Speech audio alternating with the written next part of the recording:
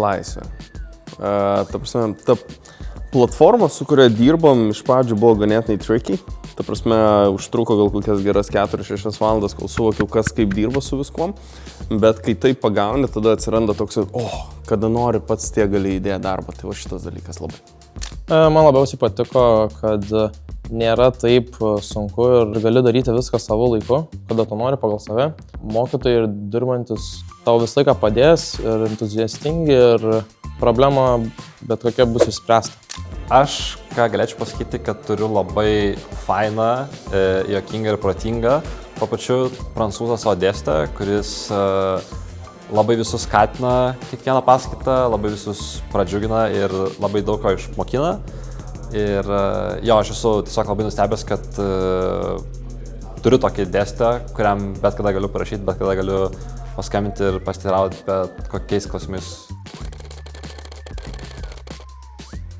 Jeigu manai, kad sugebi pats savo skirti laiko mokintis, tai yra labai labai geras sprendimas.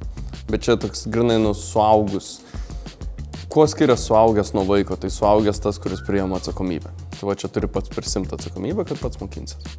Saka, nėra kas parduotų to užpakalio. Yra iš dalies truputėlį ten prisijungimai ir visą kitą pakalbą, ta prasme, kiekvieną savaitę po 2-3 sesijas prisijungti, kur irgi toks biškį atsakingumo, bet vis tiek viskas nuo savęs prasideda. Jeigu tu nori daryti kažką tuo pačiu metu, kažką statyti, kažką daryti, kažkokį dar turi planų ir tuo pačiu metu nori gauti bakalaurą ir mokintis, manau, kad čia yra labai gerai. Jeigu žmogui yra lengva kiekvieną dieną dirbti iš namų, mokytis pačiam, savo tempu, ir neatidėlioti darbų, manau, kad tikrai verta ir tikrai labai jam tas pravers, o žmogui, kuriam sunkiau yra dirbti savo tempu, be jokių tokių papildomų nurodymų, tada siūlyčiau rinktis studijas gyvai. Pagrindinis dalykas tai, kad šitos studijos yra koncentruotos labiau į praktiką ir į tai, ko tau reikės dirbant, ar tai įmonė, ar tai kuriant ką nors savo, negu kad kur tu eitum į universitetą gyvai, jos labiau būtų koncentruotos bendrai apie viską, negu kad būtent ruošiant žmogui darbą.